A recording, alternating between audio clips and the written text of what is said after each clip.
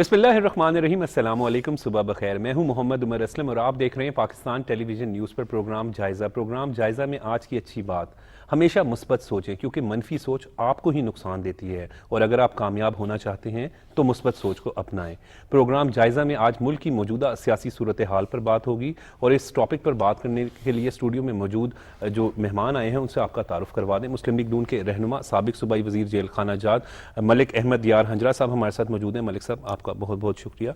Senior सहाफ़ी तज्ज़ियाकार खालिद क़य्यूम साहब हमारे साथ मौजूद हैं। खालिद साहब, आपका भी बहुत बहुत शुक्रिया। सीनियर सहाफ़ी तज्ज़ियाकार सज्जाद अनवर साहब मौजूद हैं। सज्जाद साहब, आपका भी बहुत बहुत शुक्रिया। मलिक साहब, मुल्क की मौजूदा सियासी सूरत हाल पर क्या कहेंगे? आपके उमर भाई, सबसे पहले बड़ा आपका शुक्रिया, आपने मुझे यहाँ पर बुलाया। मौजूदा सूरत हाल आपके सामने है जी। इस वक्त जो हमारे सियासी सूरत हाल चल रही है उसमें आप देखें कि PTI ने जो है ना वो सियासी इक़दार के जो है ना और इखलाकियात का जनाजा निकाला हुआ है जी। सब कुछ आपके सामने है पड़ा। सिर्फ इनकी सियासत जो है वो झूठ पे चल रही है जी। आपको याद होगा कि इमरान खान ने अपना जो जलसा 2011 में मीनार पाकिस्तान पे किया था, तो उनका जो मेन एजेंडा था, ये 7 उन्होंने एक एजेंडा पॉइंट दिए थे। उन 7 पॉइंट्स में उन्होंने एक बहुत अच्छी बात की थी कि मैं अपनी कौम से कभी झूठ नहीं बोलूंगा। और मैं आपसे ये पूछता हूं कि आप बताएं कि उन्होंने अभी तक अपनी कौम से कोई सच भी बोला है? वो सिर्फ झूठ पे चल रही है उनकी सियासत, झूठ झूठ और झूठ जी। और उनकी पूरी सियासत जो है बाशमूल उनके दूसरे लीडरान की सिर्फ झूठ पे इबारत है पड़ी। इस वक्त मुल्क का उन्होंने बेड़ा गर्क कर दिया। 2018 से पहले मुल्क की क्या सूरत हाल थी और 2018 के बाद मुल्क की क्या सूरत हाल है, अवाम अच्छी तरह जानती है सारा कुछ। अब ये सोशल मीडिया पे बैठ के या दूसरे मीडिया पे बैठ के जितनी भी बातें करें, लेकिन अवाम को सब पता है कि इन्होंने क्या किया है। ये 2018 में आए थे, उस वक्त मुल्क की सूरत हाल, आप उस वक्त मुल्क की माशी सूरत हाल देख लें, उस वक्त मुल्क की सियासी सूरत हाल देख लें, मुल्क में इस्तेकाम था। आज सब कुछ खत्म हो चुका है। इस वक्त मुल्क अदम इस्तेकाम की तरफ गामजन था। जो मुल्क की मैशियत की जो मौजूदा सूरत हाल है, आप समझते हैं कि उसका जिम्मेदार इमरान खान है? बिल्कुल जी। आप ये देखें कि जब हमारी गवर्नमेंट 2018 में ख़त्म हुई थी तो उस वक्त हमारी जो GDP थी वो 6 थी, और इसके बाद आप देखें कि जब इनकी गवर्नमेंट आई तो माइनस में चली गई है जी। तो अब हमारे लिए ये हमारी गवर्नमेंट जो पाकिस्तान मुस्लिम लीग नून ने ली है, तो हमने तो रियासत को बचाया, अपनी सियासत की कुर्बानी दी है। आज जो ये महंगाई की सूरत हाल है, ये आप देखें इसके पीछे क्या है। इस महंगाई के पीछे PTI है, इस मुल्क की तबाही के पीछे PTI है। तो आप ये देखें कि इन्होंने मुल्क के साथ किया क्या है, सिर्फ झूठ की सियासत और कुछ नहीं। सिर्फ झूठ की सियासत और कुछ नहीं किया। और दूसरी जानिब खालिद क़य्यूम साहब, अगर अभी इस वक्त मौजूदा सियासी सूरत हाल के हवाले से बात करें तो एक मुज़ाकरात का अमल भी जारी था, जिसके बाद जो मौजूदा हालात हैं वो PTI अदालत में जा रही है। हुकूमत की जानिब से यही कहा गया था कि एक ही दिन इलेक्शन करवाए जाएँ। आप तो मैशियत को भी थोड़ा बहुत समझते हैं, तो मैशियत को बल्कि अच्छा समझते हैं, तो ये देखें, समझते हैं कि एक तरफ हम IMF से पैसे लेने जा रहे हैं और दूसरी जानिब हमारे पास अलग-अलग इलेक्शन करवाएं। देखिए, इसमें जो मुज़ाकरात के जो 3 अदवार हुए हैं, इनमें जो है वो हुकूमत और अपोजिशन के दरमियान जो तनाज़ात हैं, ख़ास तौर पर इलेक्शन के हवाले से, इलेक्शन के एक ही दिन इनेकाद के हवाले से और उसके तारीख़ के तयन के हवाले से, तो उसमें जो है वो इन मुज़ाकरात में कोई बड़ा ब्रेक थ्रू जो है अब वो सामने नहीं आया। लेकिन एक बात जो है अब वो उसमें मैं समझता हूँ कि बड़ी एक जो मामला है जिस पर इत्तेफ़ाक़ राय हुआ है, वो ये है कि दोनों इतराफ़ से, हुकूमत की तरफ से तो पहले ही ये मौक़िफ़ था कि इलेक्शन जो है कौमी और सूबाई असम्बलियों के एक ही रोज़ होने चाहिए। लेकिन हुकूमत का ये जो मौक़िफ़ था, इसकी PTI का जो मुज़ाकराती वफ़द था उसने भी इस पर तो इत्तेफ़ाक़ कर लिया कि कौमी और सूबाई असम्बलियों के इंतखाबात एक ही रोज़ होने चाहिए। लेकिन जो डेडलॉक पैदा हुआ, वो डेडलॉक जो है वो इंतखाबात के लिए, एक ही रोज़ इंतखाबात के लिए जो तारीख का तयन किया जाना था, उस पर इत्तेफाक नहीं हो सका। और इसमें भी मैं समझता हूँ कि जो PTI का जो मुज़ाकराती वफ़द था, अब वो जो है एक तरफ तो उसके पास बड़ा महदूद मैंडेट था, हर मामले में उनको जो है वो अपने पार्टी के लीडर इमरान खान साहब को जो है वो इत्मीनान भी लेना पड़ता था, उनसे बार बार पूछना पड़ता था, उनको उस तरह के इख्तियारात जो हैं वो नहीं दिए गए थे जिस तरह हुकूमती जो मुज़ाकराती टीम है, अगर आप उसमें देखें تو اس میں بڑے منجے ہوئے جو سیاستدان ہیں وہ اس میں شامل ہیں. اسحاق ڈار صاحب جو ہیں ان کا مذاکرات کا پارلیمنٹ کے پلیٹ فارم پر مذاکرات کا ایک بڑا وسیع تجربہ ہے.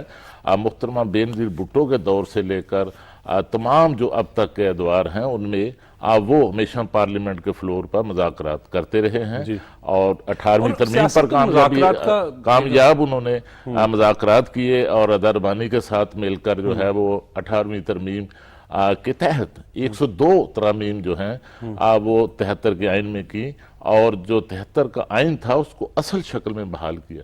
اس طرح 2017 کا جو الیکشن ایکٹ تھا اس میں بھی جو ہے ان کی بڑی انپٹ تھی. اور دوسرا وفد کے اندر اگر آپ دیکھیں تو اس میں سابق وزیر اعظم سید یوسف گیلانی صاحب، نوید قمر صاحب شامل ہیں اور سارے جو ہیں وہ ایسے لوگ شامل ہیں جس سے نظر آتا ہے کہ یہ بڑے بااختیار لوگ ہیں.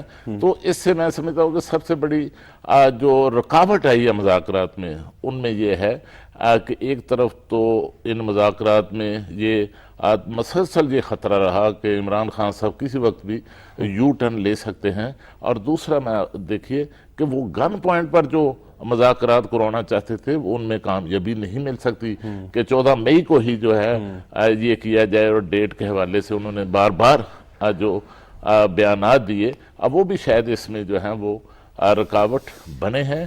مذاکرات کی کامیابی کے لیے سازگار ماحول جو ہے وہ بہت ضروری ہے. سازگار ماحول سجاد صاحب بہت ضروری ہے. اور اس وقت اگر آپ پہلی دو گفتگو سنیں تو اس میں یہی کہتے ہیں کہ عمران خان پر اعتماد کرنا ایک تو بڑا مشکل بات ہے، وہ یو ٹرن لے لیتے ہیں اپنی بات سے. آپ کیا کہیں گے، کیونکہ آپ نے تو سارے ادوار جو ہے اس کو آبزرو کر رہے ہیں؟ دیکھیں عمران خان یو ٹرن تو وہ خیر ہر بات پہ لیتے ہیں، یہ تو کوئی نئی بات نہیں، لیکن اس وقت جو الیکشن کروانے کا ان کا خیال ہے دو ان کے سامنے مشکلات ہیں عمران خان کے.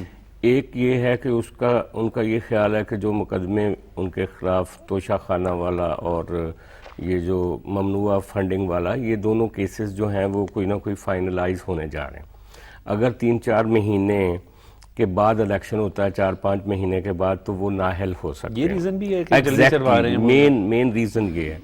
اور اس کے ساتھ دوسری ریزن بھی ہے کہ اگر گورنمنٹ، یہ موجودہ سٹنگ گورنمنٹ اپنا بجٹ دے دیتی ہے اور بجٹ سے کچھ لوگوں کو ریلیف دے دیتی ہے، تو یہ جو ان کا خیال ہے کہ اس وقت سارا مینڈیٹ ان کی جھولی میں پڑنے والا ہے، وہ ان کا خیال ہے کہ شاید وہ ہمیں نہ ملے. یہ دو ان کی سیاسی وجوہات ہیں جس کی وجہ سے انہوں نے ارجنسی ڈالی ہوئی ہے اور کچھ انصاف کے اداروں کو بھی ساتھ ملایا ہوا ہے. بلکہ یہ تو ایک سینئر جرنلسٹ نے کہا تھا کہ یہ ایک ایسا فیصلہ ہے کہ کہا گیا کہ جا کے باہر موکلو اور انہوں راضی کر کے لے آؤ تے پھر تانوں اسی چھڑ دینے، ورنہ اتنے 14 مئی دا الیکشن کرو. لیکن اب تو 14 مئی کا الیکشن پاسبل نظر نہیں آ رہا. 14 مئی کا تو بالکل ہی یہ گورنمنٹ نے بڑی اچھی بات کی کہ جو پازیٹیولی مذاکرات میں انوالو ہو گئے. اور لوگ جس طرح دیکھیں نا، سید یوسف رضا گیلانی، سید نوید قمر اور اسحاق ڈار، بالکل ایسے لوگ ہیں انہوں نے جو یہ ٹائم بائنگ کی کہ بڑا پازیٹیولی. اچھا پھر دونوں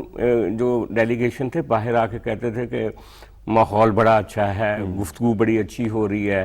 2 نکات کے اوپر جو ان کا ایگریمنٹ ہوا وہ بڑی بات تھی. پہلی کہ ایک ہی دن الیکشن، اور ان کو پی ٹی آئی والوں کو خود پتا ہے کہ 14 مئی کو ایک ہی دن الیکشن نہیں ہو سکتا. ان کا خیال تھا کہ 1-1.5 مہینے کے بعد جو ہے گورنمنٹ ایگری ہو جائے گی. اچھا دوسرا انہوں نے یہ ایگری کیا کہ ہم جو آئینی ترامیم ہیں وہ مل کے کر لیں گے، پی ٹی آئی کے ارکان کی واپسی کا کوئی راستہ نکال لیں گے. وہ بھی ایک بڑا اہم پوائنٹ ہے. وہ ایک اہم پوائنٹ تھا، دونوں پہ ایگریمنٹ ہو گیا. لیکن عمران خان کے لیے نہ تو یہ امپورٹنٹ ہے کہ ان کے ارکان آئیں، کوئی لیجسلیشن ہو، نہ اس کے لیے یہ ضروری ہے کہ ایک دن الیکشن ہو. ان کا تو گیم پلان یہ تھا کہ پنجاب ملک کا سب سے بڑا صوبہ ہے، پنجاب میں اقتدار حاصل کر لیا جائے. کے پی کو بے شک بعد میں اس کو چھوڑ دیا. پنجاب میں اگر وہ سی ایم اپنا لے آتے ہیں تو وہ انفلوئنس کر سکیں گے اگلے الیکشن پہ. وہ ان کا منصوبہ ہے جو کہ وہ کچھ انصاف کے اداروں کے ساتھ مل کے وہ اس کو کامیابی حاصل کرنا چاہتے ہیں. اور یہ جو نیکسٹ ویک اب سماعت ہونے جا رہی ہے، جو ابھی یہ انہوں نے متفرق درخواست دے دی ہے ایک کہ گورنمنٹ نے ہماری بات نہیں مانی اور اب عدلیہ فیصلہ کرے، تو میرا نہیں خیال کہ 14 مئی تو گیا.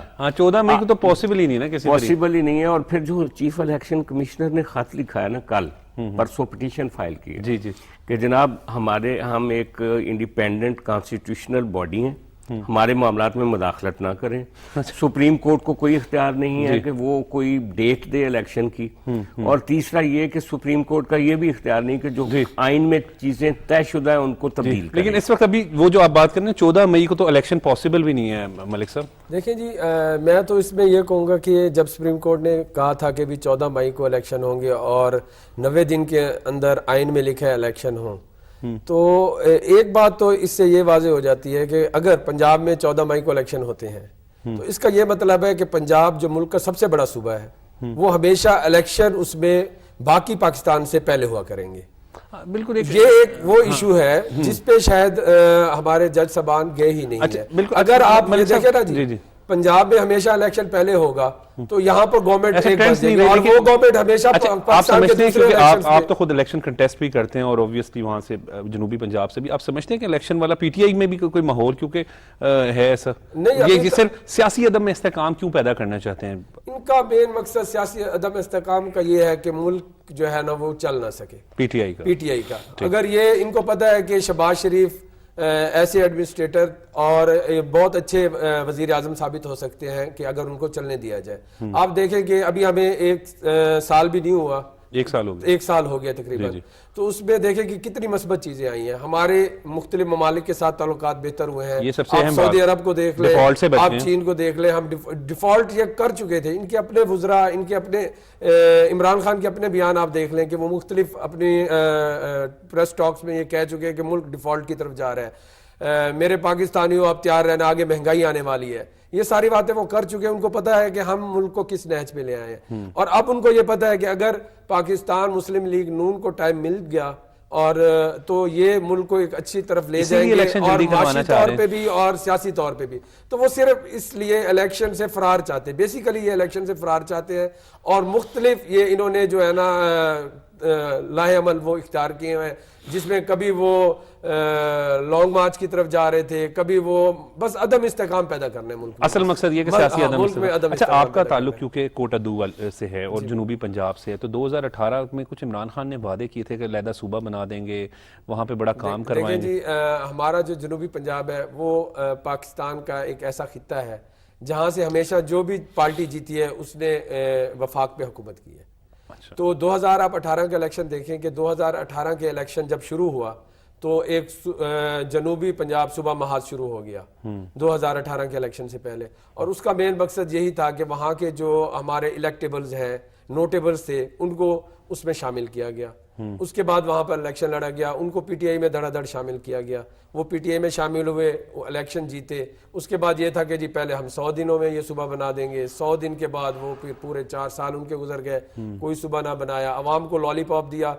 2017 में पाकिस्तान मुस्लिम लीग नून ने जो लेजिस्लेशन की थी थ्रू अपना हमारे पंजाब असेंबली कि हम उसको अलहदा एक एडमिनिस्ट्रेटिव यूनिट बनाएंगे, तो उसी को सिर्फ अमल किया, उसी को इम्प्लीमेंट किया। इन्होंने वहां पर चंद दफातर बनाए जो बिल्कुल फंक्शनल भी नहीं फाल थे, वो बिल्कुल फाल नहीं है। वहां पर इन्होंने बैठा दिया, बल्कि एक्स्ट्रा बोझ डाल दिया लोगों को, बल्कि मुश्किलात का सामना है।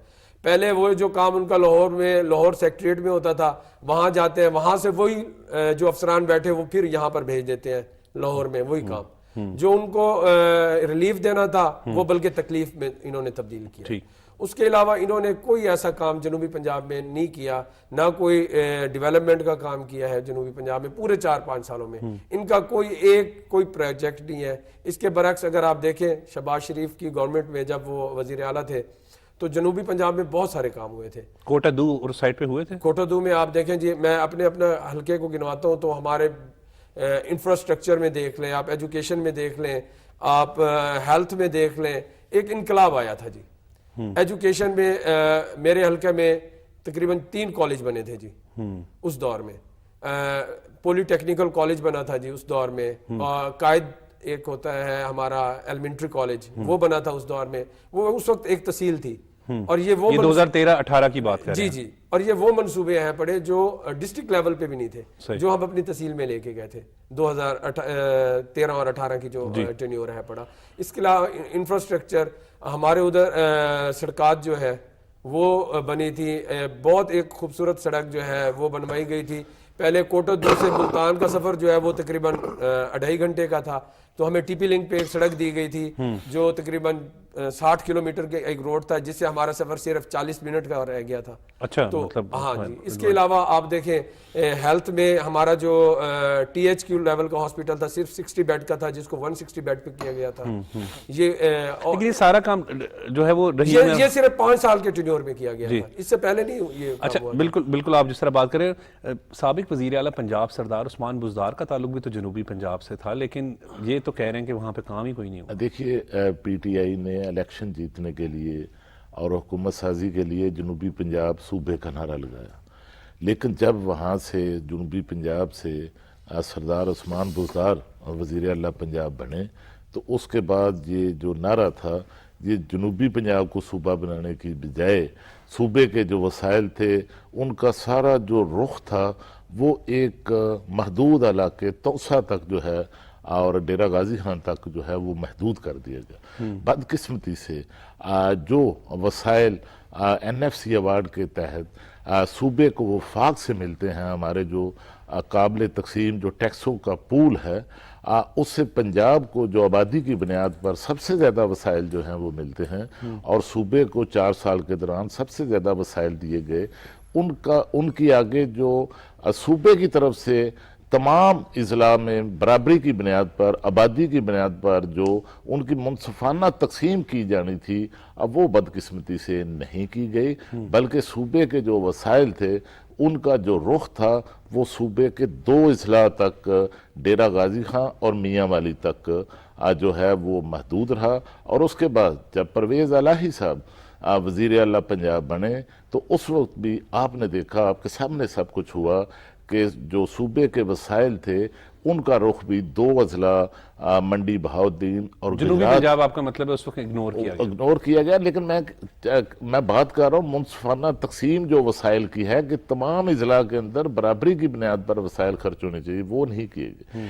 اس کے مقابلے میں اگر آپ دیکھیں جس طرح ہنجرا صاحب بات کر رہے ہیں کہ شہباز شریف صاحب جب وزیر اعلیٰ پنجاب تھے تو اس وقت صوبے کے جو وسائل ہیں وہ برابری کی بنیاد پر جو ہیں وہ تقسیم کیے گئے.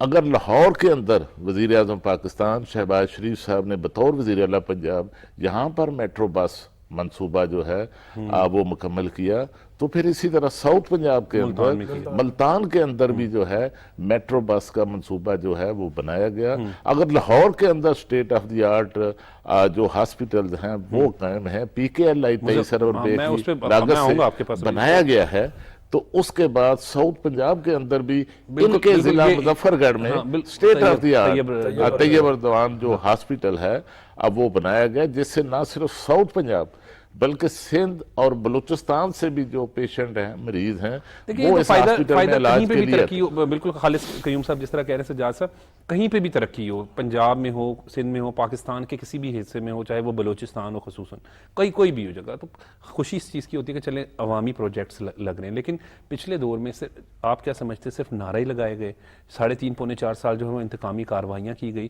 اب یہ جنوبی پنجاب ایک بڑا اہم سبجیکٹ تھا جس کا نعرہ لگایا گیا تھا کہ ہم اس کو علیحدہ صوبہ بنا دیں گے. جنوبی پنجاب کا نعرہ تو سچی بات ہے وہ الیکشن جیتنے کے لیے بنایا گیا تھا, اور جو بھی جتنے بھی فیوڈل لارڈز تھے جنوبی پنجاب کے ان کو اسٹیبلشمنٹ نے اکٹھا کر کے ایک ٹوکری میں ڈال کے عمران خان صاحب کو دے دیا تھا, اور کچھ وہاں پہ جہانگیر ترین صاحب کا فیکٹر تھا. وہ تو ایک پہلے سال میں ہی ہمیں پتہ چل گیا تھا کہ جنوبی Punjab is not on card نا, وہ نہیں ہوگا, یہ تو صرف ایک رجیم چینج, ایک فارمولہ تھا عمران خان کو ووٹ ڈلوانے کا. اب وہ سارے لوگ واپس اپنی اپنی جماعتوں میں جا رہے ہیں. آپ نے دیکھا وہ تتر بتر ہو رہے ہیں وہ جو لوگ اکٹھے کیے گئے تھے. بلکہ جنوبی پنجاب میں ایک بڑا گروپ بنے گا جو اگلے الیکشن میں آپ دیکھیے گا کہ ایک نیا پریشر گروپ ہوگا, اور وہ جہانگیر ترین اور باقی جو لوگ ہیں وہاں پہ جو عمران خان کو چھوڑ کر گئے, خاص طور پہ وہ مخدوم رکن الدین کے بیٹے جو ہیں جو پچھلے دفعہ ان کی مین کیبنٹ میں تھے, جن کا جہاں خسرو اور ہاشم, وہ ابھی بھی آپ کو پی ٹی آئی میں کہیں نظر نہیں آ رہے ہیں. ابھی آپ دیکھیں کہ وہ جو مزاری صاحب ہیں ڈپٹی سپیکر تھے, وہ سردار دوست مزاری, وہ ان کو چھوڑ گئے, تو وہ وہاں سے ان کا ان کی تنظیم جو ہے وہ بڑے سخت چیلنجز میں ہے پی ٹی آئی کی. اصل بات کیا ہے؟ اصل بات یہ ہے کہ آپ نے درست کہا کہ جو پارلیمانی جو فارم آف گورنمنٹ ہوتی ہے وہ ڈیلیور کرنے کے لیے ہوتی ہے کانسٹیچوئنسی ٹو کانسٹیچوئنسی. ایک ایم پی اے ایک ایم این اے جو ہوتا ہے وہ اپنے لوگوں کے لیے جو وسائل کا رخ موڑتا ہے گورنمنٹ آف پنجاب سے بھی اور فیڈرل گورنمنٹ سے بھی. جو عوامی لیکن عمران خان صاحب نے پچھلے 3-4 سال جو بھی گزارے وہ تو انہوں نے اپنے کہانیوں پہ گزارے کہ میرے پاکستانیوں اب یہ ہونے والا ہے، اب یہ ہونے والا ہے، اب یہ ہونے والا ہے. اور ابھی بھی انہوں نے ایک طرح سے ٹرک کی بتی کے پیچھے اپنے فالوورز کو لگایا ہوا ہے. اس میں کیا حقیقت ہے؟ وہ روز ایک نیا جھوٹ بول دیتے ہیں، کبھی امریکہ، کبھی باجوہ، کبھی کچھ کبھی کچھ کبھی کچھ. اب یہ دیکھنا ہے لوگوں کی اپنی میچورٹی کا سوال ہے، ڈیموکریسی کا سوال ہے کہ اس ملک کو آپ نے ایک اسی طرح ہچکولے کھاتی ہوئی ایک پرانی بس کی طرح چلانا ہے یا اس کو ایک فاسٹ ٹریک پہ لے کر جانا ہے. یہ فیصلہ کرنا ہے ابھی پاکستان کے عوام نے، اور کرنا پڑے گا. یہ 2023 از ویری ڈیسائسو، کیونکہ ابھی آپ دیکھیں ہماری تو معیشت کے حالات ہی بڑے خراب ہیں. اصل بات یہ ہے کہ آپ اس پوائنٹ پہ آ گئے جہاں پہ آپ کو ایک میسو ریفارمز کی ضرورت ہے. اس لانگ ٹرم پالیسیز پلانز. آپ کو یاد ہوگا 79 میں چائنا نے ریفارمز کی تھیں اور وہ روس کی طرح ٹوٹنے سے بچ گیا تھا، اور آج وہ ساری دنیا کی عالمی مارکیٹ کا سب سے بڑا شیئر ہولڈر ہے. صحیح. آج پاکستان کو وہ جو اسٹریٹجک ایک ہماری جو ایک اورینٹیشن رہی ہے نا کہ ہم علاقے میں جنگیں لڑیں گے اور باہر سے پیسہ آئے گا، وہ ختم ہو گیا. صحیح. اب ہمیں اپنے پاؤں پہ کھڑا ہونا ہے اور اپنے وسائل پہ، اور اپنا ہیومن ریسورس جو ہے 23.5 کروڑ 24 کروڑ آبادی ہے، اس میں یوتھ کا اتنا بڑا ایک فیکٹر ہے، ہیومن ریسورس ہے. ہمیں باہر اپنے لوگوں کو بھیجنا ہے، پولی ٹیکنیکس کا جال بچھانا ہے، یہاں پہ سکلڈ لوگ پیدا کرنے ہیں تاکہ آپ اپنے ملک کو بھی ڈیولپ کر سکے. اور آپ کا کوئی خوشحال کریں نا اپنے ملک کو. ورکر کوئی باہر جاتا ہے تو وہ سکلڈ ہو، وہ جہاں وہاں جا کے اینٹیں نہیں ڈھوئے گا، وہ کچھ کام کرے گا، ہنر کرے، کوئی پیسے آئیں گے نا. تو ملک کو ریفارم کرنے کی ضرورت ہے، ریسٹرکچر کرنے کی ضرورت ہے. ہمارا ایجوکیشن کا نظام بھی، اب ہر بچہ جو ہے بزنس پڑھنا شروع کر دیتا ہے، میڈیکل پڑھنا، ایک طرف نہیں لگ جانا چاہیے. اس کو بھی اسی میں اسی لیے پی ڈی ایم کی گورنمنٹ، حالانکہ جماعتیں اگر دیکھیں تو نون لیگ اور پیپلز پارٹی ڈیفرنٹ جماعتیں ہیں، لیکن پھر اسی لیے پی ڈی ایم کا یہ جو اتحاد ہے ملک کے لیے، یہ جو اتحاد ہے یہ ریفارمز کے لیے ضروری ہے. اور پی ٹی آئی کو بھی عقل کرنی چاہیے. کل کو یہ جیت کے آتے ہیں، یہ اس ملک کا تقاضا ہے. یار آج پہلا موقع ہے کہ آپ کی اسٹیبلشمنٹ کہتی ہے. جب عمران خان صاحب نے موجودہ D G I S I کا انٹرویو کیا تو ان سے پوچھا کہ ملک کا سب سے بڑا مسئلہ کیا ہے، تو انہوں نے کہا اکانومی. تو عمران خان نے کہا نہیں یہ تو اپوزیشن ہے سب سے بڑا مسئلہ. تو پھر اپوزیشن اگر مسئلہ تھا تو اب اپوزیشن نے تو اس کو الٹا دیا عمران خان کو. اصل بات سٹل اکانومی، اگر فریم پہ سب سے بڑا جو سوال ہے وہ اکانومی کا سوال ہے، اور اس کو جب تک آپ ایڈریس نہیں کریں گے آپ کا ملک آگے بڑھ ہی نہیں سکتا. ٹھیک بالکل ٹھیک کہہ رہے ہیں یہ بات. ہم اسی پر بات آ جاتے ہیں کہ جب جنوبی پنجاب کے ہی حوالے سے اگر بات کریں تو مظفر گڑھ میں جو ہے وہ طیب اردگان ہاسپٹل شہباز صاحب نے بنوایا. اسی طریقے سے مجھے یاد ہے دانش اسکول، وہ اس کا بڑا ذکر کرتے تھے. اگر جس طرح سجاد صاحب اور خالد قیوم صاحب بھی بات کر رہے تھے کہ اگر کہیں پہ بھی خوشحال ہوں گے، لوگ خوشحال ہوں گے، پاکستان کے کسی بھی حصے میں ملک خوشحال ہوگا. بالکل جی، یہ تو بات بالکل 100% ٹھیک ہے کہ اگر آپ کی عوام خوشحال ہے تو ملک خوشحال ہے. اور اگر عمران خان نے، آپ کو یاد ہوگا، تبدیلی کا پہلے نعرہ لگایا، تو ان کی جو تبدیلی ہے وہ صرف ایک ڈرامہ تھی. اصل تبدیلی جو ہے نا وہ ہماری قوم کی وہ تعلیم سے آنی ہے جی. اور آپ دیکھیں کہ شہباز شریف صاحب نے بطور وزیر اعلیٰ بہت سارے تعلیم کے میدان میں کام کیا. خصوصاً تعلیمی ادارے جنوبی پنجاب کا مجھے اور ہسپتالوں کا، کیونکہ اس پہ بڑی تنقید ہوتی تھی پی ٹی آئی کے دور میں. پی ٹی آئی کے دور میں جو تنقید تھی وہ صرف تنقید برائے تنقید تھی. شہباز شریف صاحب کے دور میں سینٹر آف ایکسیلنس اسکول کھولے گئے ہر تحصیل لیول پر، سینٹر آف ایکسیلنس اسکول کھولے گئے. دانش اسکول ہر ضلع میں کھولے گئے، اور دانش اسکول جو تھے وہ بہت بڑا اقدام تھا. اس میں یتیم اور کم آمدنی والے لوگ جو تھے ان کے بچے، مزدوروں کے بچوں کو تعلیم دلوائی. اور سب سے ایک اور چیز میں آپ کو بتاتا ہوں، پیف جو پنجاب ایجوکیشن فاؤنڈیشن، اس کے تھرو پورے پنجاب میں، خصوصاً جنوبی پنجاب کو اس میں زیادہ کوٹا دیا گیا تھا. اور اس کے تھرو آپ یہ دیکھیں کہ وہ سہولیات جو ایک پرائیویٹ سکول میں بچے کو ملتی تھی وہ پیف میں دی گئی, اور وہ ایک بہت بڑا, اور جب ان کی گورنمنٹ آئی انہوں نے پیف کو بالکل ہی بند کر کے رکھ دیا, ان کی تنخواہیں نہیں دیتے تھے پیف والوں کی, اور اسکول سے بچوں کو ڈراپ آؤٹ ہو گئے. ہمارے دور میں ڈراپ آؤٹ ریشو جو تھی اسکولز ایجوکیشن میں وہ 0% تھی, اور ان کے دور میں آپ دیکھیں کہ سرکاری اسکولوں کے کیا حالات ہو گئے. ہمارے دور میں آپ یہ دیکھیں کہ انسینٹیو دیے جاتے تھے بچوں کو, آپ سرکاری اسکولوں میں ہیں, اور اس کے علاوہ جو ہے آپ یہ دیکھیں جو پوزیشن ہولڈر ہوتے تھے ان کے لیے انسینٹیوز تھے, لیپ ٹاپ اسکیم ہم لے کے آئے تھے. اس کے علاوہ یہ جو ہمارے بچے پوزیشن لیتے تھے ان کو باہر کے ملک کے دورے کرائے جاتے تھے, وہاں کا ایجوکیشن سسٹم دکھایا جاتا تھا تاکہ وہ واپس آ کر دیکھیں اور اسی طرح وہ بھی اپنے آپ کو اسی سمت میں لے کے جائے. تو یہ فرق ہے, اور ان کے دور میں آئے تو ساری چیزیں بند ہو گئی. ایون کہ ان کے دور میں تو یہ ہوا کہ جو پوزیشن ہولڈر تھے ان کی پوزیشنز تک ڈکلیئر نہیں کی جاتی تھی, ان کو جا کر کوئی اپریشیٹ نہیں کرتا تھا بورڈ میں جا کر. ہمارے دور میں ایک سیریمنی ہوا کرتی تھی. اور اس کے علاوہ آپ پھر ہیلتھ کی بات کریں, ہیلتھ میں آپ اس وقت کے جو ہمارے THQ level, BHU level, RHC level پہ ادویات فری ہوتی تھی, انہوں نے آ کے اپنی ODP تک بند کر دی, ODP تک بند کر دی. ہاں جی, وہ بند کر دی تھی انہوں نے آ کے. اور ادویات کا فقدان تھا, ہاسپٹلز کے برے حالات تھے, ڈاکٹرز کے برے حالات تھے. یہی ڈاکٹر تھے اس وقت ینگ جو ڈاکٹرز تھے, یہ عمران خان کرتے رہتے تھے. اس کے بعد آپ دیکھیں کہ پچھلے 5 سال میں جو ان کی گورنمنٹ رہی ہے, 5 سال میں ایک ڈاکٹر انہوں نے بھرتی نہیں کیا, نہ وہ اڈھاک پہ ہوا ہے اور نہ وہ کانٹریکٹ پہ اور نہ ہی پرماننٹ. ایک ڈاکٹر انہوں نے بھرتی نہیں کیا. آپ ایجوکیشن کی بات کریں, انہوں نے پورے 5 سال میں ایک ٹیچر بھرتی نہیں کیا اسکول ایجوکیشن میں, یا آپ پھر کالج یا ہائر ایجوکیشن دیکھیں, ایک ڈاکٹر ایک ٹیچر بھرتی نہیں ہوا, ایک لیکچرار بھرتی نہیں ہوا.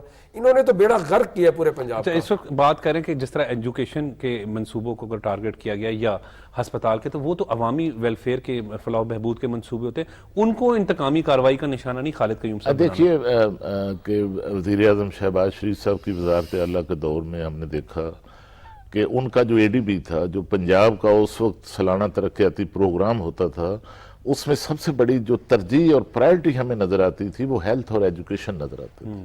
اور ہیلتھ اور ایجوکیشن کا جو ڈیولپمنٹ کا بجٹ تھا, وہ جو ڈیولپمنٹ کا بجٹ صوبے کا تھا, اس میں سب سے زیادہ بجٹ اس میں ایلوکیٹ کیا جاتا تھا. اور اس میں صرف ایلوکیٹ نہیں, پھر باقاعدہ مانیٹرنگ کی جاتی تھی. جیسے خالد قیوم صاحب یہ بڑی بات جو کہہ رہے تھے کہ دانش اسکول سسٹم, پیف, مجھے یاد ہے شہباز شریف صاحب کی ہر تقریر میں وہ ہوتے تھے اور وہ خود نگرانی کرتے تھے. یہ ایک علیحدہ ضروری چیز ہے. دیکھیے کہ جو اسکولوں کے ساتھ, کالجز کے ساتھ ساتھ اگر آپ دیکھیں تو صوبے کے اندر نئی یونیورسٹیز جو ہیں اب وہ بھی شہباز شریف صاحب کی وزارت اعلیٰ میں بنائی گئی. خاص طور پر ساؤتھ پنجاب کے اندر بھی جو ہے وہاں پر ایک زرعی یونیورسٹی جو ہے اب وہ بھی قائم کی گئی. اس طرح دیگر کئی یونیورسٹیز جو ہیں ان کا قیام جو ہے وہ بھی عمل میں لایا گیا.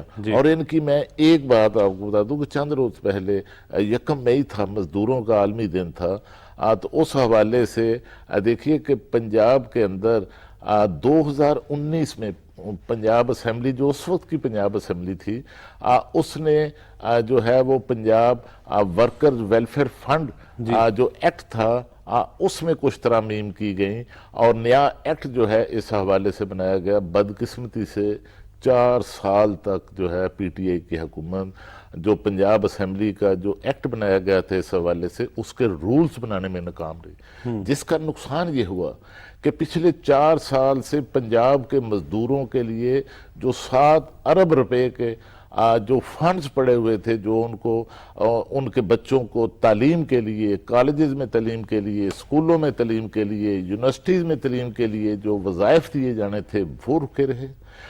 جو ان کی بچیوں اور بچوں کی شادیوں کے لیے میرج گرانٹ ہوتی تھی, وہ میرج گرانٹ جو ہے وہ بھی جو ہے وہ پچھلے 4 سال میں رکی رہی. اور اب وزیر اعظم پاکستان شہباز شریف صاحب کی ہدایت پر پنجاب حکومت نے وہ جو رولز ہیں ان کی منظوری دے دی ہے. اور اب مزدوروں کے جو بچے ہیں, مزدوروں کو یہ ادائیگیاں 4 سال سے رکی ہوئی تھی, وہ اب جو ہیں پنجاب کے اندر جو ہیں وہ شروع ہو چکی ہیں. بلکہ میں آپ کو بتاؤں کہ مسلم لیگ نون کی چیف آرگنائزر محترمہ مریم نواز صاحبہ نے یوم مئی کے ورکرز کنونشن سے خطاب کیا, اور اس میں ان کی طرف سے کہا گیا کہ وزیر اعظم پاکستان کی طرف سے مزدوروں کی 35,000 پر منتھ جو ہے منیمم جو تنخواہ ہے وہ مقرر کی گئی ہے، لیکن وہ اس معاملے پر وزیر اعظم سے بات کریں گے، وزیر خزانہ اسحاق ڈار صاحب سے بات کریں گی کہ یہ تنخواہ جو ہے اس کو 35,000 سے بڑھا کر جو ہے وہ 40,000 تک جو ہے وہ کرنا چاہیے۔ بالکل اسی طرح سے جاسب کیا کہیں گے؟ میرا خیال وہ 35,000 کہہ رہے ہیں، حالت قیوم صاحب ابھی 25,000 کی گئی ہے، 17,500 سے نا 25,000۔ تو مریم صاحبہ نے کہا کہ اس کو بڑھانے کی ضرورت ہے۔ اچھا، لیکن اصل بات یہ ہے کہ این آئی آر سی جو تھی نا، ایک ادارہ تھا، اس کو بھی ریسٹرکچر کیا، اس کے ممبر ہی نہیں بنائے تھے انہوں نے، بالکل وہ ممبر بنا دیے، وہ ممبرز بنا دیے گئے لیبر کے لیے۔ لیبر کے لیے تو پاکستان میں بہت کچھ کرنے کی ضرورت ہے، کیونکہ ابھی آپ دیکھیں پچھلے 7-8 سالوں میں نا آپ کی پاورٹی لائن جو ہے نا، اس کے بہت ساری پاپولیشن اس کے نیچے چلی گئی۔ یہ جو عمران خان کے زمانے میں ایک معاشی زوال تھا، اور اس کے بعد جو اب معاشی زوال ان کے جانے کے بعد جس طرح سے وہ ایک مختلف وہ سرنگیں بچھا گئے تھے، بارودی سرنگیں، اس کے نتیجے میں جو اب امپیکٹ آ رہا ہے نا کمزور آدمی کے اوپر بہت، اور اسی لیے گورنمنٹ آف پاکستان چاہ رہی ہے کہ یہ بجٹ جو ہے اس میں کچھ ریلیف۔ سجاد صاحب بات تو اصل یہ ہے کہ سیاسی عدم استحکام ہوگا تو اس معیشت کیسے ٹھیک ہوگی؟ سیاسی استحکام بہت ضروری ہے۔ دیکھیں، ایک تو معیشت بہت نازک مرحلے پہ، اس موقع پہ اگر ڈی سٹیبلائزیشن، ایک تو ہوتا ہے نا کہ اگر آپ بہت مستحکم ملک ہے معاشی طور پہ اور ڈی سٹیبلائزیشن کو وہ برداشت جھٹکوں کو کر جاتا ہے، ایک آپ معاشی طور پہ کمزور ہیں اور اس موقع پہ آپ جھٹکے لگ رہے ہوں کسی ملک کو، تو وہ تو بہت ہی ایک نقصان دہ چیز ہے۔ یہی بات دیکھنے کی ضرورت ہے قومی سطح پہ، اگر کوئی عقل مند لوگ مختلف پارٹیوں میں بیٹھے ہوئے ہیں تو ابھی بھی ایک وہ جو نیشنل ڈائلاگ کی بات کی جاتی ہے یا مساق معیشت کی بات کی جاتی ہے، اس میں کم از کم معیشت کے اوپر کم از کم سیاست نہیں ہونی چاہیے۔ یہ بالکل ٹھیک، اور معیشت آپ کو پتہ ہی ہے، اگر عمران خان تھا تو اس وقت بھی معاشی حقیقتیں یہی تھیں، آج کی گورنمنٹ میں بھی ہے، مسائل چیلنجز تو یہی ہیں، مسائل تو وہی ہیں، اور اگر مسائل وہ ہیں تو ان کا کوئی سلوشن جو ہے وہ متفقہ نکالنے کی ضرورت ہے، بالکل بالکل، بجائے اس کے کہ ایک پارٹی اپنا کریڈٹ لینے کے لیے کہے کہ ابھی آئی ایم ایف کا پروجیکٹ کریڈٹ کی بات نہیں سجا سکتا، اب تو ملک کی بات آ گئی ہے، جو بالکل آپ بات کر رہے ہیں نا، بالکل ٹھیک ہی کہہ رہے ہیں کہ اب ملک کی بات آ چکی ہے۔ اب کچھ دیکھیں جی، ریاست ہے تو سیاست بھی ہو جائے گی، اور یہی پاکستان مسلم لیگ نون کا بھی یہی کہنا ہے کہ اگر ریاست ہوگی تو ہماری سیاست بھی آ جائے گی۔ اور جتنے مشکل حالات میں سب کو پتا تھا کہ اس وقت 2022 میں ملک کے کیا حالات چل رہے ہیں، اور اگر یہ پھر رجیم چینج ہوئی، جس کو یہ کہتے ہیں تھرو ایک آئینی پروسیس کے ذریعے ہوئی، اس میں ایک آئین کے تحت وزیر اعظم کو ہٹایا گیا، دوسرا وزیر اعظم بنا، تو اس کا مین مقصد بھی یہی تھا کہ ملک اس حالات میں اس ڈگر پر جا رہا تھا کہ ان کو ہٹانا ضروری تھا تاکہ ملک کو ایک صحیح سے معیشت کو ٹھیک کرنا ہے۔ جی، اس وقت سب سے اہم چیلنج یہ ہے، اور بہت بہت شکریہ ملک احمد یار ہنجرا صاحب، آپ نے اپنا قیمتی وقت دیا، بہت بہت شکریہ خالد قیوم صاحب، آپ کا بہت بہت شکریہ، سجاد انور صاحب آپ کا بھی، آپ نے اپنا قیمتی وقت دیا۔ ناظرین، اس وقت ہو رہا ہے بریک کا، بریک کے بعد جب ہم آئیں گے تو ٹیفٹا کے موضوع پر بات کریں گے۔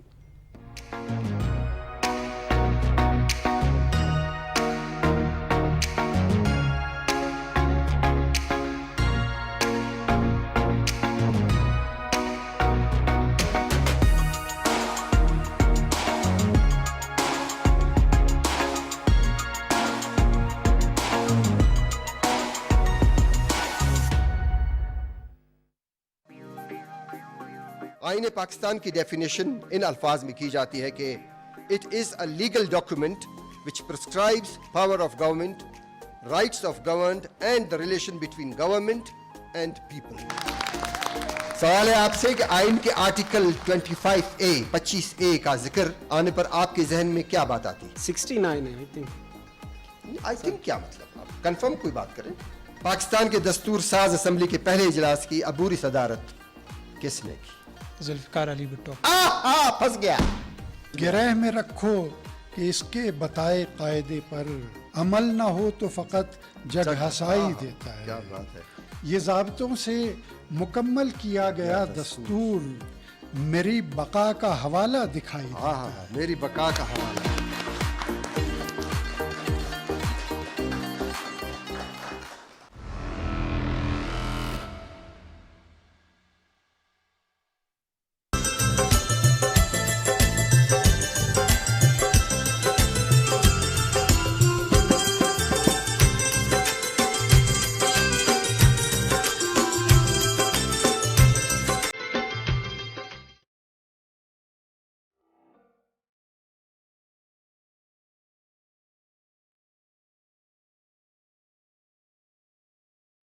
تعلیم کا حق۔ ریاست 5 سال سے 16 سال تک کی عمر کے تمام بچوں کے لیے مذکورہ طریقہ کار پر، جیسا کہ قانون کے ذریعے مقرر کیا جائے، مفت اور لازمی تعلیم فراہم کرے گی۔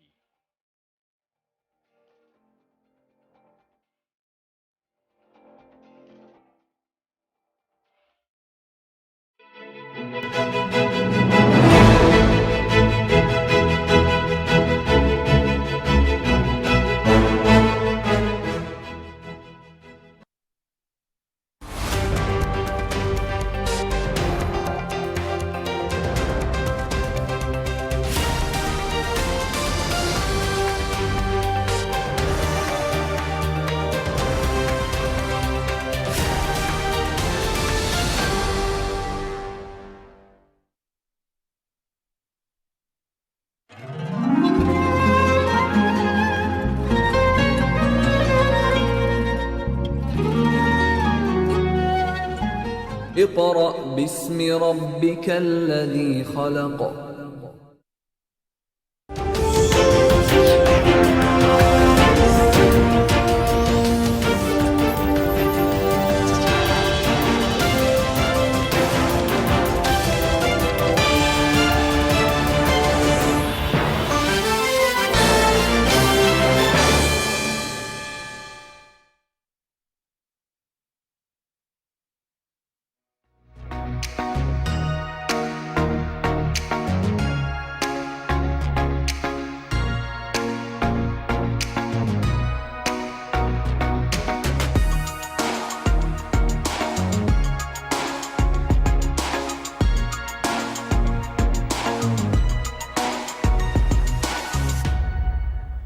Welcome back after the break. ٹیفٹا ایک بہت ہی امپورٹنٹ ادارہ ہے اس وقت، خصوصاً اگر ہم بات کریں تو ہنر جو ہے وہ بہت ضروری ہے، اور اس وقت اسی سلسلے میں اسٹوڈیو میں ہمارے ساتھ احمد خاور شہزاد صاحب موجود ہے، سیکرٹری ٹیفٹا ہیں۔ احمد صاحب آپ کا بہت بہت شکریہ اپنا وقت دینے کا۔ ٹیفٹا بڑا امپورٹنٹ ادارہ ہے، جس طرح میں ابھی شروع میں بات کر رہا تھا، تو کیا اس وقت لوگوں کو جو ہے وہ ہنر کے حوالے سے کیا اقدامات کر رہے ہیں؟ Thank you very much for giving me this opportunity. TEFTA is the largest skill provider in Pakistan, in Punjab, with maximum of more than 1 lakh capacity. جو ہم ہر سال اس وقت اسکلفل بنا رہے ہیں بچوں کو۔ ہمارے 400 سے زیادہ انسٹیٹیوٹس ہیں پورے پنجاب میں، 3 ہمارے زونز ہیں، اور ہم کوئی تقریباً 150 ٹریڈز کے اندر اور تقریباً کوئی 18 سیکٹرز آف اکانومی کو ہم ٹچ کر رہے ہیں اس وقت۔ اور اس سے ابھی میں چائنا وزٹ پہ گیا تھا، تو اس سے یہ ہوا کہ 210 سیکٹرز آف اکانومی فردر ہم لے کے آئے ہیں، جن کے اندر ہم چائنا پاکستان کوآپریشن کے تحت فردر موو کر سکتے ہیں۔ تو یہ 150 would be increase to 210 sectors of economy. اس کے بعد ٹیفٹا نے جو سب سے اہم کام اس وقت کیا ہے وہ یہ ہے، میرے رجیم میں خاص کر، کہ ہم نے ایک اپرینٹسشپ ایکٹ پاس ہو گیا تھا 2021 کے اندر، اس پہ ہم نے اپرینٹسشپ رولز بنا دیے ہیں۔ پہلے ہمارا صرف ایک مینوفیکچرنگ سیکٹر آف اکانومی میں ہمارے بچے ٹریننگ لے سکتے تھے اپرینٹسشپ ایکٹ کے تحت، اب ہمارے آل سیکٹرز آف اکانومی میں بچے ٹریننگ لے سکتے ہیں۔ اس سے یہ ہوگا کہ لاسٹ ایسٹیمیٹ کے مطابق کوئی 2 سے 3 ارب روپے کی ٹریننگز ہمارے بچوں نے پرائیویٹ سیکٹر سے انڈسٹری اکیڈیمیا لنکیج کے تحت اپرینٹسشپ کے تحت لیں، جو کہ اب میرا ایک محتاط اندازہ ہے کہ it would increase up to 20 to 25 billion rupees جو ہمارے بچے جو ہے نا وہ ٹریننگ لیں گے، جو کہ 10 ٹائمز انکریز ہو جائے گی آلموسٹ لاسٹ سیکٹر سے، لاسٹ ایئر سے یا لاسٹ رجیم سے، جو ہم نے اپرینٹسشپ میں اب لوگ بچوں کو ٹرین کرنا ہے۔ ٹیفٹا کی امپورٹنس اب اس لیے بہت زیادہ ضروری ہے کہ دیکھیں ہمارا ملک جو ہے نا وہ ایک ترقی پذیر ملک ہے، اور ہمیں اس وقت ڈالرز کی ضرورت ہے اکانومی کو بوسٹ اپ کرنے کے لیے۔ ڈالرز 2 طرح سے آتا ہے سر، ایک یہ ہے کہ آپ کی امپورٹس کم ہو جائیں، ایکسپورٹس بڑھ جائیں، اور یا باہر سے لوگ آئیں، یا دوسری بات یہ ہے کہ ہمارے لوگ باہر جائیں اور باہر جا کے ریمیٹنسز کی فارم میں پیسہ بھیجیں۔ اچھا احمد صاحب، آسان لفظوں میں اگر ہم بات کریں، کیونکہ ناظرین جو لوگ دیکھ رہے ہیں ان کے لیے ٹیفٹا کے حوالے سے، کیونکہ ٹیفٹا مجھے تو مطلب ہمیں تھوڑا آئیڈیا ہے، اندازہ ہے، لیکن جو لوگ دیکھ رہے ہیں ان کے لیے ٹیفٹا کون کون سے کورسز کرواتا ہے یا کون کون سے جو ان کے پاس سکلز لوگوں کو دیتا ہے وہ کون کون سے؟ 150 تقریباً کچھ کورسز ہیں نام ہمارے لے دیں. پاس. ان میں میں جو میجر جو دیکھیں ہمیں ایک ہے جنیرک کورسز, ایک ہے ہائی ٹیک کورسز. ہمیں جنیرک اور ہائی ٹیک کے ماڈل کو ساتھ ساتھ لے کے چلنا ہے. مثلاً اگر میں دیہات کے لوگوں کی بات کروں تو وہ بیوٹی کورسز کی بات کرتے ہیں, لڑکیوں کے لیے ٹیلرنگ کی بات کرتے ہیں, سی وی جی, ڈی وی جی, فیشن ڈیزائننگ کی بات کرتے ہیں, وہ ہماری بچیوں کے لیے. کتنے عرصے کا ہوتا ہے یہ 6 ماہ, 1 سال, 2 سال. سی وی جی, ڈی وی جی, فیشن ڈیزائننگ 1 سال, 6 ماہ کے بھی کورسز ہوتے ہیں ہمارے پاس. بیوٹیشین کے کورسز ہوتے ہیں وہ جو 6 ماہ کے. اور لڑکوں کے لیے؟ لڑکوں کے لیے تو بے تحاشا کورسز ہیں نا جی ہمارے پاس. کمپیوٹر سکلز ہیں, اس کے بعد الیکٹریشین کے کورسز ہیں, ویلڈر کے کورسز ہیں. یہ کتنے کتنے عرصے کے ہیں؟ 6 ماہ کے کورسز منیمم. 6 ماہ سے کتنے عرصے تک کے لیے؟ 6 ماہ میں یہ منیمم کورس مکمل ہوتا ہے. پھر اس کے بعد 1 سال کے کورسز ہیں, پھر ڈپلوما ہیں, ڈی اے ای ہیں 3 سال کے. اچھا, آپ نے بڑا اچھا سوال کیا. ٹیوٹا واحد ادارہ ہے اس وقت پنجاب کا جو 3 ماہ سے لے کے 4 سال تک ڈگری پروگرامز کو ٹیک اپ کر رہا ہے. ٹھیک ہے. مطلب ہمارے پاس 3 ماہ کے کورسز بھی ہیں, 6 ماہ کے, سال کے, 2 سال کے, 3 سال کا ڈپلوما اور 4 سال کا B S engineering degree programme 4 سال کا. تو یہ سارے پروگرام ہم لے کے چل رہے ہیں. ابھی پولی ٹیکنک انسٹیٹیوٹ میں اور چائنا کے ساتھ کوآپریشن میں ہم اسی میں فردر ایکسل کرتے ہوئے اس میں ماسٹرز پروگرام بھی لانچ کرنے جا رہے ہیں ہم انشاءاللہ فیصل آباد میں جو ہمارا اسپیشل اکنامک زون بننے جا رہا ہے. سر بات یہ ہے کہ ہم کیونکہ بے روزگاری بہت زیادہ ہے, میں اس لیے یہ بات کر رہا ہوں کہ جو 6 ماہ سال کا کرنے لوگ کون کون سے کورسز کریں آپ کے خیال میں, وہ کورسز بتائیں سر. بڑی اچھی بات کی آپ نے. میں لوگوں کو آئی ٹی کی طرف کہوں گا وہ موو کریں, اور آئی ٹی کے اندر ہمارا جو ہم سمجھتے ہیں جو ہماری آرٹیفیشل انٹیلیجنس کے کورسز ہیں, سائبر سیکورٹی کے کورسز ہیں, اس کے بعد بلاک چین مینجمنٹ ہماری انڈسٹری کے اندر بہت زیادہ ریکوائرمنٹ ہے اس کی, وہ کورسز ہیں. پلس ہمارا پورٹل مینجمنٹ, HTML, اور اس کے بعد آپ دیکھیں کہ ویب ڈیزائننگ اور ڈیٹا مینجمنٹ. اچھا, اور سر جو کم پڑھے لکھے لوگ ہیں, کم پڑھے لکھے لوگوں کے لیے بھی یہ کورسز ہیں. Computer applications, computer courses. اب دیکھیں کون سا آپ کمپیوٹر کا کام ہے جو کمپیوٹر اپلیکیشنز کے بغیر ہوتا ہے. آپ کو ایک فلائر بنانا ہو, فلائر ڈیزائن کرنا ہو, تو آپ کو اس کے لیے بھی ڈیزائنر چاہیے آپ کو, کہ آپ کو فلائر کے اندر کیا چیزیں ایڈ کرنی ہے, کلرنگ کیسے کرنی ہے, آپ نے اس کی ہیڈ لائن کو کیسے انکریز کرنا ہے, فوٹو کتنے ایڈ کرنے ہیں. یہ سارا کام ایک ٹیکنیکل آدمی کا ہے. تو ہم یہ کورسز 3 ماہ کی فیس بھی ہوتی ہے اس کی بہت نامینل سی. کتنی؟ بہت نامینل, میرا خیال ہے کہ 1500 ہوتی ہوگی مہینے کی.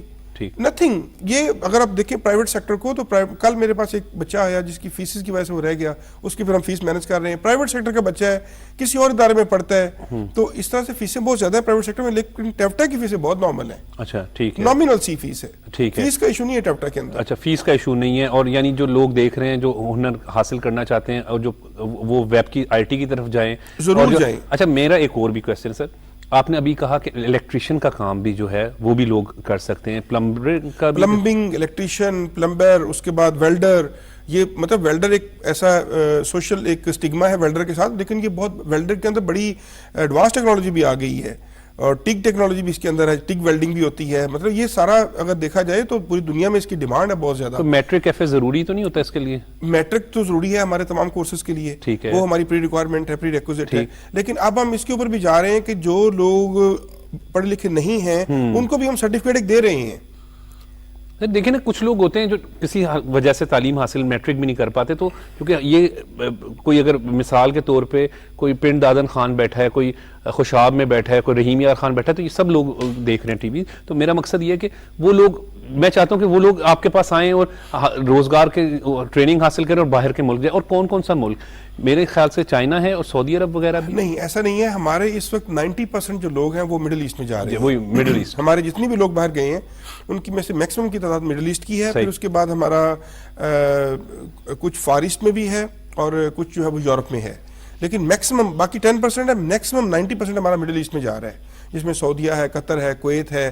یہ کنٹری جو ہے نا, یہ یہاں پہ ہمارے اسکلڈ لیبر فورس کی ڈیمانڈ بہت زیادہ ہے. اچھا, یہ جو آپ بالکل ٹھیک کہہ رہے ہیں, ہمارے اکثر لوگ جو ہیں وہ مڈل ایسٹ میں جاتے ہیں. یہ جو آپ کا ڈپلوما ہے وہ وہاں پہ ایکسیپٹ ہوتا ہے؟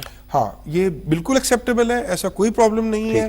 لیکن انٹرنیشنل سرٹیفکیشن جو ہے وہ ڈپلومے کی حد تک بات نہیں کر رہا، باقی جو 6 ماہ کے سرٹیفکیٹس ہیں یا سال کے سرٹیفکیٹس ہیں اس میں انٹرنیشنل سرٹیفکیشن جو ہے وہ بہت امپورٹنٹ اس لیے ہو گئی ہے کہ ریمونریشن کا فرق پڑتا ہے وہاں پہ جا کے، اور ہم کوشش کر رہے ہیں کہ ہمارے بچوں کو بھی انٹرنیشنلی سرٹیفائی کر کے بھیجا جائے. اس کے لیے ہم نے باقاعدہ طور پہ حکومت پنجاب سے ریکویسٹ کی تھی، تو ہمیں چیف سیکرٹری صاحب نے بڑا گریشیسلی انہوں نے ہمیں یہ کہا کہ آپ یہ پروجیکٹ جو it is very close to my heart, تو آئی پے ٹریبیوٹس ٹو سر ظاہر اختر زمان صاحب، انہوں نے اس کو اپروو کیا. اب ہم انشاءاللہ ہمارے بچوں کو ایک جو فارن کنٹریز میں بھیجنا ہے ان کے لیے ہم ایک انٹرنیشنل سرٹیفکیشن کا ریگولر پروگرام کا آغاز کر رہے ہیں، تاکہ ہمارے بچوں کو وہ سرٹیفکیٹ دے کے بھیجا جائے، تاکہ وہ لوگ وہاں جا کے 1/3 کم پیسے نہ لیں انڈیا کے مقابلے میں یا بنگلہ دیش کے مقابلے میں. ہمارے بچوں کو اگر 1000 ملتا ہے تو ان کو 3000 ملتا ہے، just because of international certification. یہ وہ فیکٹ تھا جس کو بتانا احمد خاور شہزاد صاحب، 2030 میں سعودی عرب میں 5 نئے شہر بننے جا رہے ہیں. یہ بڑا امپورٹنٹ فیکٹر ہے کیونکہ بے روزگاری ایک بہت بڑا مسئلہ ہے. میں بار بار اس لیے ریپیٹ کر رہا ہوں کیونکہ آپ اور ہم باہر جب جاتے ہیں تو یہ بہت بڑا ہے کہ ہمارے پاس اتنی ڈگریاں بھی ہیں تو بعض اوقات روزگار نہیں مل رہا ہوتا ہے. تو یہ 6 مہینے سال کا سرٹیفکیٹ اگر کر لیں، لوگ پلاننگ ابھی سے کر لیں کہ وہ جو 5 شہر بھی بننے جا رہے ہیں تو ادھر وہاں لیبر کی ضرورت ہوگی، وہاں پہ آفیسرز کی بھی ضرورت ہوگی. تو یہ آپ اس حوالے سے بھی کچھ کر رہے ہیں؟ سر نہ صرف وہاں کی ضرورت ہوگی بلکہ پاکستان کے اندر 9 اسپیشل اکنامک زون بننے جا رہے ہیں سی پیک کے تحت، ان میں بڑی ضرورت ہوگی. ہماری تمام لیبر کون سے کورسز کریں لوگ اس حوالے سے؟ دیکھیں ہمارے پاس تو لیدر ٹیکنالوجی موجود ہے، ہمارے پاس سیالکوٹ کے اندر جو ہے وہ کٹلری کے انسٹیٹیوٹس موجود ہیں، سرجیکل انسٹیٹیوٹس موجود ہیں، ہمارے پاس بلو پاٹری کے انسٹیٹیوٹس موجود ہیں. لوگوں کو چاہیے کہ وہ صرف ویب سائٹ پہ جائیں، ٹیفٹا کی ویب سائٹ پہ کورسز کی لسٹ دیکھیں جو ان کو سوٹ کرتا ہے. ہر آدمی کا اپنا ایک ٹیسٹ ہے نا، اپنا ایک اس کا ایپٹیچیوڈ ہے، ہر ایک اپنا مزاج ہے. ایپٹیچیوڈ کے مطابق دیکھیں کہ وہ کس میں جانا چاہتے ہیں. جس میں جانا ڈپلوماز موجود ہیں 3 سال کے، 4 سال کی ڈگریاں موجود ہیں، 6 ماہ کے کورسز موجود ہیں، 3 ماہ کے، 6 ماہ کے، 1 سال کے، 2 سال کے سارے کورسز موجود ہیں. اب یہ تو ان کے اوپر ڈیپینڈ کرتا ہے کہ وہ کس میں ایکسل کرنا چاہتے ہیں. ماڈرن ریکوائرمنٹ جو ہے وہ آرٹیفیشل انٹیلیجنس کی ہے، سائبر سیکورٹی کی ہے، آئی ٹی کورسز کی ریکوائرمنٹ ہے بہت زیادہ، کیونکہ آئی ٹی بیسیکلی آج کے دور کی 21 سینچری کی بیس بن چکی ہے. Blockchain management, artificial intelligence, robots کے ذریعے کام کیا جا رہا ہے. بلاک چین مینجمنٹ میں سسٹم خود بخود لے کے چل رہا ہے چیزوں کو. سو اس کو رن کرنے کے لیے بھی آدمی چاہیے، تو وہ ان کو بیسیکلی یہ ایڈوانس ٹیکنالوجی کی بھی آپ بات کریں تو اتنے ہمارے کورسز جو ٹیفٹا کے ہیں وہ اتنے ایڈوانس ہیں کہ بالکل ایڈوانسڈ ہیں. یہی میں بتانا چاہ رہا ہوں کہ ہمیں ایک جنیرک اگر ہم نے دنیا کے ساتھ چلنا ہے تو دیکھیں گیپ 2 طرح کے ہیں. ایک ہے ہمارا انڈسٹری اکیڈیمیا گیپ، ہماری اپنی انڈسٹری کا اور اکیڈیمیا کا. دوسرا کیونکہ ہماری جو ہمارے پاس اس وقت مشینری ہے وہ 70 اور 80 کی دہائی کی ہے. انڈسٹری جو ہے وہ اس وقت ماڈرن فلور پہ کھڑی ہے. بالکل آپ تو بالکل صحیح بات کریں. آئی ٹی اچھا سر کیونکہ ایک منٹ دیجیے، دوسرا گیپ ہماری انڈسٹری کا اور انٹرنیشنل انڈسٹری کا ہے. یہ 2 گیپ پورے کرنے کے لیے اب دوسرے گیپ کو پورے کرنے کے لیے ہم کوئی 40+ ٹیچرز جو ہے نا 44 ٹیچرز ہم چائنا بھیج رہے ہیں تاکہ ان کو وہاں کے جا کے شینجن بھیج رہے ہیں، شینجن انسٹیٹیوٹ آف انفارمیشن ٹیکنالوجی، تاکہ وہاں پہ ان کو پوری ان کی ڈیولپمنٹ کا پتہ چلے کہ دنیا یہاں پہ کھڑی ہوئی ہے. یہ دونوں گیپ جب ہم پورے کریں گے، اس لیے میں کہتا ہوں ہمیں generic plus high tech model دونوں کو کمپوزٹ بنا کے لے کے چلنا ہوگا. کوئی ایج لمٹ بھی ہے اس کے کورس کرنے کی کہ اتنی ایج کے بندے کر سکتے ہیں، اس سے ایج سے کم نہیں کر؟ اپر ایج کوئی نہیں ہے، منیمم میٹرک ہے. وہ کتنا؟ نہیں ایج سے مراد کوئی عمر، کوئی 22 سال تو یقیناً یوتھ کے لیے زیادہ مطلب اٹریکٹیو ہوتی ہیں یہ چیزیں ساری، لیکن اپر ایج یقیناً ہر جگہ پہ کچھ نہ کچھ ہوتی ہے. تو لیکن یہ کہ منیمم میٹرک کوالیفیکیشن اس کے لیے ہم نے رکھی ہوئی ہے جو ہمارے تمام اداروں میں انٹرسٹ کے لیے. اور عمر کو 24-23 سال کی رکھی ہے، وہی 17-18 سال جو ہوتی ہے میٹرک کے بچے کی عمر. ٹھیک ہے. اور اگر کوئی 40 سال کا شخص کرنا چاہ رہا ہے تو وہ بھی کورسز کر سکتا ہے؟ بالکل اویلیبلٹی ہے. 50 سال کا کرنا چاہ رہا ہے وہ کر سکتا ہے. کوئی آدمی ہمارے پاس آئے باقاعدہ ہم اس کو کورس کراتے ہیں، کوئی مسئلہ نہیں ہے. ہم اس کے لیے اسپیشل ڈیزائن کر لیں گے. 60 سال کا بھی آ جائے گا اس کو کورس کرائیں گے. بوڑھے سے بوڑھا آدمی بھی آئے گا، ہم اس کو ہمارے دروازے ہنر سکھائیں گے اس کو، سرٹیفکیٹ